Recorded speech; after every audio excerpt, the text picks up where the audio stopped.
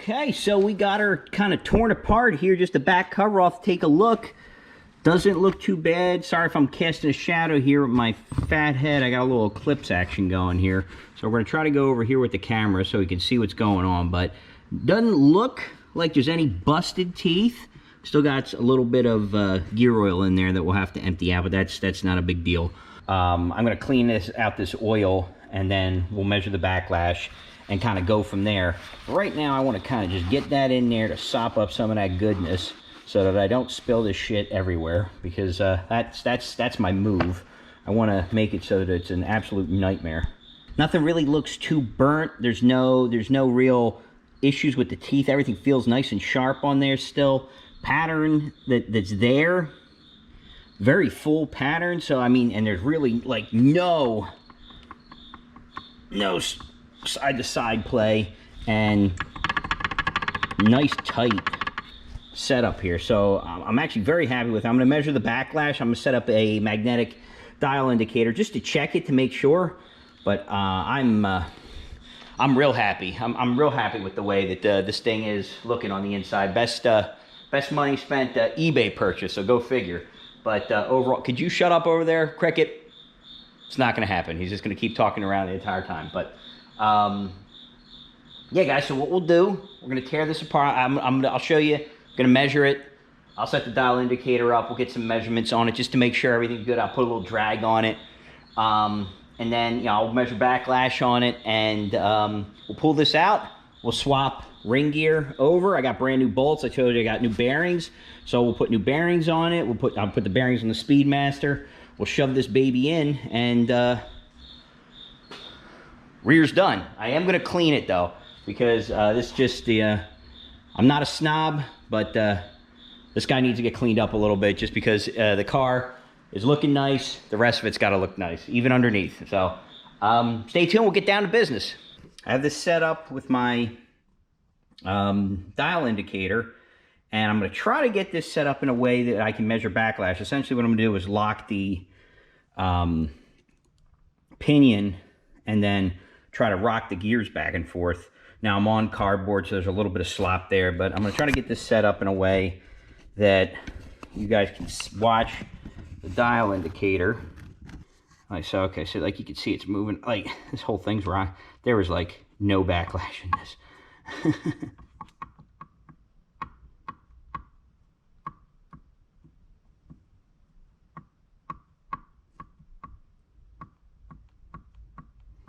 It's like 4,000ths, maybe. so from that standpoint, and I apologize, my hands are all nasty now, but that rear is in good shape. So I'm actually pretty happy with that. I may have mentioned that before, but like this guy is good for a 90,000 mile rear. Obviously she's dirty. I got to clean it off. I'm probably just going to wire wheel it at this point, but I'm going to blow this thing apart and get this whole differential out. We'll change the seals. I've got new bearings, and we've got seals and bolts for the ring gear. So we got yeah, like the seals here. We got the bearing seals, bolts for the ring gear. So I think we're going to be in good shape. I'll get you all the torques and everything for that, but let's get this torn apart. All right, guys, so here's the deal. We're back. We're in a little bit of a weird order here. Yeah, so I've got my diff here. I got it apart. I've got the torque worm over there assembled already, and I've got the busted up hands to show it. First of all, try to find a pair of gloves and two of your friends to help you put that thing together. I'll get to that in a little bit, but I want to just show you here. So bushings are a nightmare. So let me find the part. It's here, and the bushing's in there still. All right. So first thing I recommend that you get is buy yourself this kit from Harbor Freight, okay? Find a coupon, like a 25% off coupon. This deal right here is for ball joint service kit. There's the part number. It's at a Harbor Freight. I think it's like $60 or $70, something like that, okay? It comes with everything you need. What an enormous hemorrhoid to get these bushings out, all right? They're going to be the hardest thing that you're going to have to do. I'm going to do the other side. This one, because it's captured, what I had to do, and I'll show you what I did.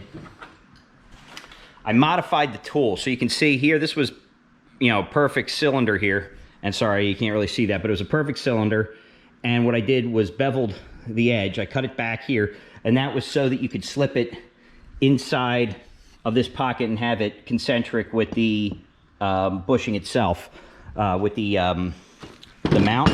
And then you use various adapters to get inside the pocket. And what I would highly recommend is when you're putting this bushing in, and I gotta hammer this thing out of here. Let me get this thing out, hold on one second. Put you right here and you can see, I'll put you on my disastrous, all right, there we go.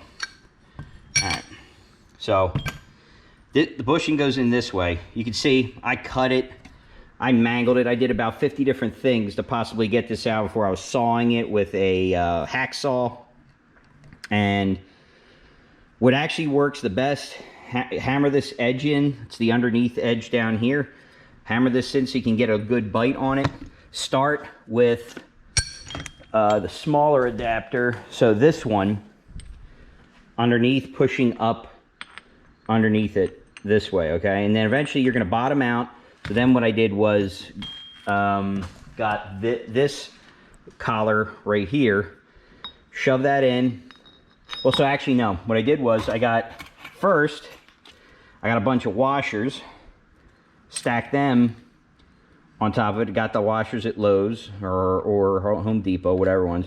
And then you can see with this, it ends up going in here and pushing up, and then you bottom out again, and that will give you enough room to then put this collar on top of the black.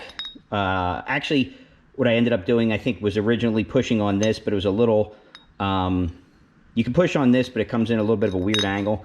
And then what I'm doing now, and then eventually it just popped out. But I came in here with a wire wheel and just cleaned it up a little bit. It's a little bit of, I got to go down here in the bottom and clean it a little bit more. But,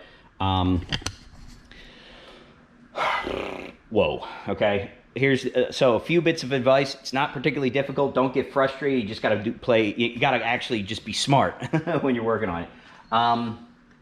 Get 4 cans of brake cleaner. I cleaned out the inside of this. I'm gonna have to clean it again.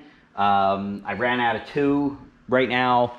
AutoZone has them for like $6, 2 cans, so I'm just I'm buying them out of it. I got them. I left the other set in the house, but I'm gonna pull this other bushing out, and then I'll go through what I did on the differential. It's very straightforward. When I pulled everything apart, it's actually very easy. So you can see, and I'll show you this when I'm putting it back together, but there's a little, you can't really see this little notch here? It's perfect alignment for you to get some sort of blunt object in there to start tapping the shim. And I've got 2 of the shims here. I'm gonna clean them up real nice, but they're on the inside, and you can get a face here and start tapping it out, and then eventually what ends up happening is you're able to just pop it right out. So I've been cleaning up the carriages and everything. But eventually I'm gonna do it one more clean, because as you can see, it's a bit of a nightmare here on the bench because I've been trying to throw everything I possibly could to get these goddamn bushings out. Finally figured it out, so we'll clean this back off and we'll get right back to it, all right? So this is the torque worm from Speedmaster. I took the old ring off, the ring gear off the old one. It's already in the box. It's down here in that box.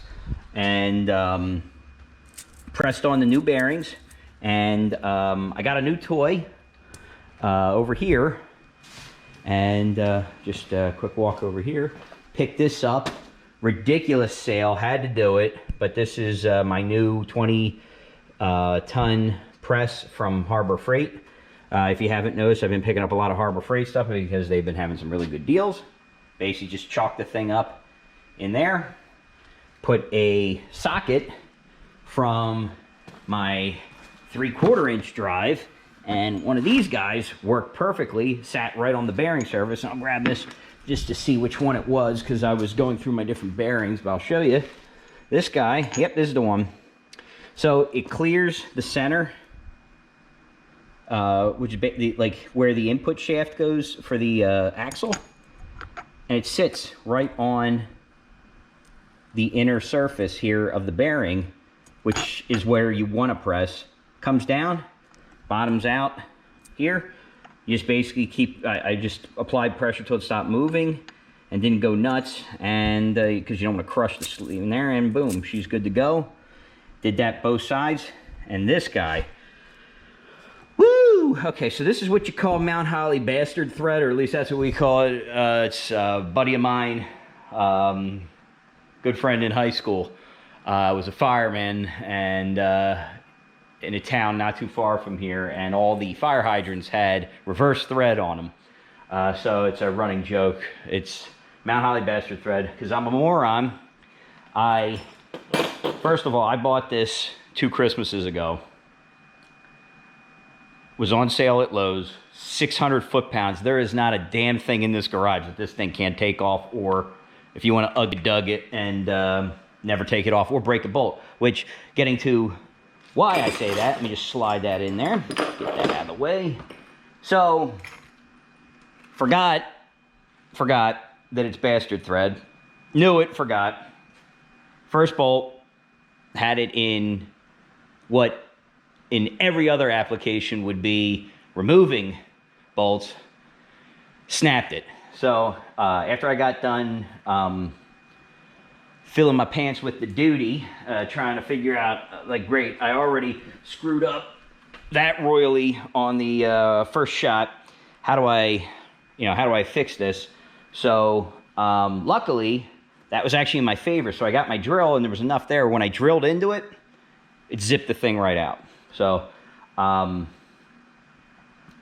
thing I noticed once I had everything together, had to get the ring gear in place. You basically, what you have to do is you have to get the ring gear up, and you have to slowly just kind of crisscross pattern, start bringing them in, right? And this is a 10 bolt, right? So this is the 8.6 inch 10 bolt found in a ton of late model GM vehicles.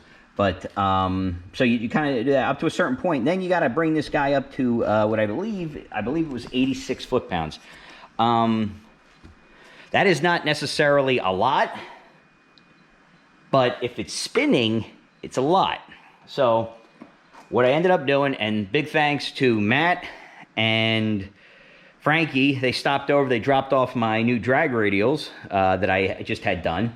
Frankie and I held this damn thing, and Matt gave it the old crank down, and we were able to get these guys up to 86 foot-pounds. So now, really, what's all is left is kind of clean this guy up, get these bushings installed, clean out the inside again, clean out the outside again. Like I said, I've got 2 more cans of brake cleaner. I'm going to really kind of give this thing a once-over. I want to clean this off. I'm going to wire wheel this whole thing, I think, tomorrow, and just clean it up real nice. And then I'm going to brake clean the whole thing again, make sure it's nice and pretty. And then we're going to start putting it back together. Okay, folks, so here's the deal. I just got the limited slip in, the torque worm. Caps are down. Just check the preload.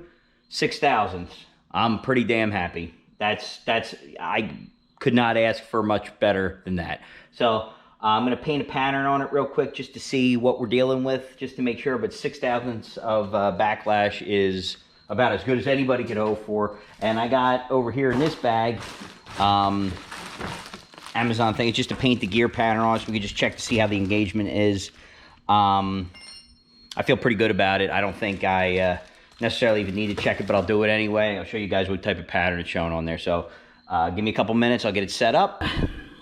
The one I'm trying to look at, like these guys right here, the ones I really tested. Actually, this is a pretty good one, so you can see I started cleaning it off like a dope.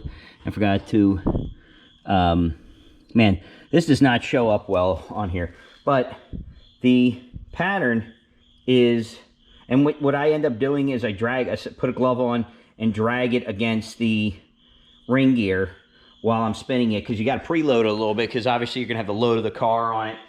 And it's right where it's supposed to be. So it's towards the center, little bit towards, it's a little bit towards the inside of it, which I think is the, I think it's the heel.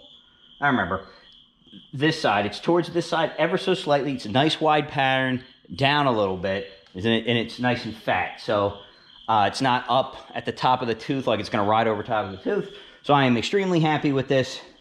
It's time to get this guy back together. I'm going to put the Speedmaster cover on it, and put the bushings in, and we're gonna call it a day. So give me a couple more minutes, I'll get this pig together and we'll be done. Thank God. So we're in the home stretch, guys. We got a couple little things left to do. I just had the LPW cover on here for now, just so you can kind of see what's doing here. I still have a couple bushings that I need to install in this, and they're still sitting on the table here, which isn't a big deal. But what I have to do is grind this rib here down a little. And it turns out that on the stocker, they have a couple little ribs, but this rib, for whatever reason, they put this on here. It interferes on the SS with a piece of suspension that runs right behind here. It's either suspension or structure, and I'll show you what it is. So I'm going to take this off, grind it down, and then we'll do the preload screws and everything. And these are just 10 foot-pounds a piece. You don't go nuts on it. And then this will be technically done. I'll fill it up with Diff fluid, and we're basically done. Then it's just a matter of tearing the car apart and putting it in, but that's for another day. Then we'll move on to the really fun one once I do a quick cleanup in here and start pulling the heads off. All right, so let's get this done, and that'll be a wrap on the Diff. Woo! This baby got a lot of glare. It's modified now, so you can see. Ended up grinding. It was a very, very large support there. Not necessary for what I need. Also, you can still see it does retain some of the support there. It's probably closer to stock now than anything. And then I didn't necessarily intend to polish it up, but that's how it turned out. It's not perfect, but it's good enough for what I need it to be. So I'll stab the bushings in, and we'll be good to go. So here she is. She is all done, bolted together, sealed, and filled, ready to go for install into the back end of my SS. So it's all put together now, tightened up, we're done. This rear is finished, and on to the next thing. So thanks for watching. I appreciate it, guys. I can walk through a few things. I know this was kind of a whirlwind tutorial on this. It took me a few days to do it just because of the time constraints, but yeah.